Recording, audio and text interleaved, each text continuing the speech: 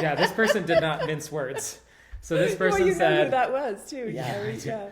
why do, okay, so this is, HOAs suck. Why do we need them? Why do we need them? And it's true. So many people who live in an HOA, or if they're looking for a home, that's one of the first things. I have to be in an HOA, or I don't want an HOA. It's a very polarizing topipic. I agree. Yeah. And I just had a spirited board meeting for my own HOA for some things that I you did to my house that weren't approved. So it's fresh for me. And they make a lot of decisions, and you live under. You do. You live with rules. them in some ways, For sure. and they kind of replicate. You know, I'm from the East Coast, right? So these small little towns have a lot of authority, and they are in your life. So yes, we don't have HOAs in upstate New York, Right. But we have a lot of little towns that if you paint your porch the wrong color, someone from the city or the town will come after you. So I was having flashbacks when I was fighting with my board, and I promise I was not the one that put that question in there. No, But they do suck. I promise you. no, it was a conversation. Yeah. I was fighting with my board, and the couple of the improvements I made were improvements that everyone in my community has made, behind the same gates. So it was frustrating that I had to justify these actions. But I've never felt more under the thumb of an HOA than the last couple of weeks. So this is a very apropos question. Now, why do we need them? So it's Why do we need them? I wish that we didn't, but if we want the growth and we want single family residential, which as much as we like to talk about multifamily and the missing middle, why is there a premium on single family versus multifamily? That tells you that yes, they're a little bit more expensive to build, but they are more desirable. And Usually, HOA is in a multifamily as well. So, of course, yeah. right, of course. So, but as long as you want this single family residential lifestyle and you don't want to live in a apartment block and you don't want to live, in one of these high dense areas, as long as you want your little slice, you're going to have to probably partake in the HOA, HOA process, because cities do not want to approve new development that does not have, especially larger scale developments, that doesn't have an HOA piece with it. Right. Because they don't want the street maintenance, they don't want the park maintenance, they want the developer to take on those burdens, and then they want the developer to hand it over to the homeowner. So if you have common elements, such as in Las Vegas and most suburban areas, especially when the streets are gated, but even not always, the streets are private. They're privately maintained streets that the HOA has to do slurry Somebody coats has over. to, Right, right. someone's got to do it.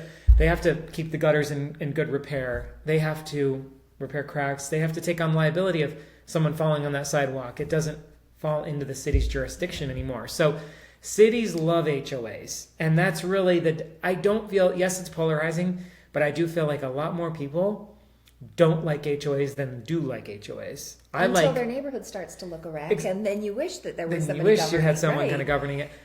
There are probably no other mechanisms that would be able to enforce neighborhood standards that would not be an HOA. Because if you give somebody power to do that, if you just have a community association that's literally just a neighborhood pact, Right.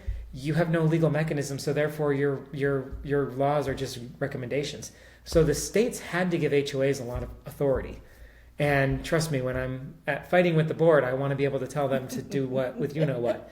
But I can't, because I know that they do have an authority over my property, in the same way that I can't just decide to go to war with the city. I can't just decide to stop paying my property taxes. The city has rights over my property, and the state has rights over that. I mean, there's always these layers, and it's just when you live in an HOA, you have that one extra layer.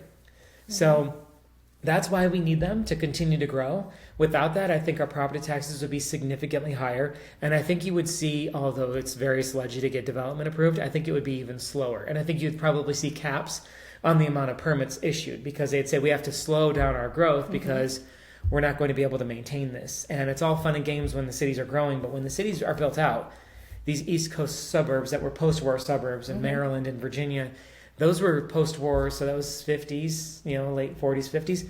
Those are now 75 years old, a lot of those suburbs. They are not sustainable. They're almost always broke. The taxes are through the roof. They usually are in charge of their own school districts, so the schools are sucking out a lot of the funding. And road maintenance, snow removal, things like that, it just becomes untenable. So because they're built out and they're not getting permit fees, and the housing stock is old, so how much can you jack the property taxes up on residents who have been there for 40 years? There's just only so much you can do to increase revenue, but your expenses are going up every single year. So the West Coast, the west of the Mississippi and the Southeast, basically the Sun Belt, cities were smart in the 90s from a city preservation standpoint to say we want to preserve the books of the city, to really mandate HOAs, which is why you see a sharp increase in HOAs in the late 90s and through the 2000s and into today. So that's why we need them. And trust me, I don't like them either. I resent the authority that they have. But at the end of the day, how do you give them any teeth? You have to give them that kind of legally mandated authority or state prescribed authority. Yeah. But it was a good question, so thank you. Yes. And it's a good topic. It's an interesting topic and one that isn't going anywhere. So. It's funny how it feathers into development so much. I mean, you would think, and I get it, of course, developers have a big part with HOA, but it really is. It's not just a developer going, do we want an HOA here? Yes or no? And it's not market driven either. So you would think that because there's so many HOAs, it must be market driven. People must pursue that. People must favor HOAs. That's not really the case. So I think it's more, it's the city and the local governments with their finger on the scale to say, well, everything's going to have an HOA. So.